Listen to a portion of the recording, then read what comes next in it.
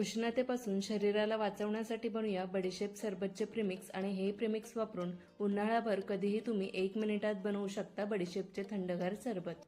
सरबतसाठी 1 चमचा सब्जा सीड्समध्ये पाव कप पाणी घालून 10 ते 15 मिनिटसाठी भिजवून घेऊया। पॅनमध्ये अर्धा वाटी बडीशेप, 15 ते 16 काळी मिरी, 5 हिरव्या वेलच्या घालून हलक्या गरम करून घेऊया आणि थंड करून ते मिक्सरच्या भांड्यामध्ये घालूया।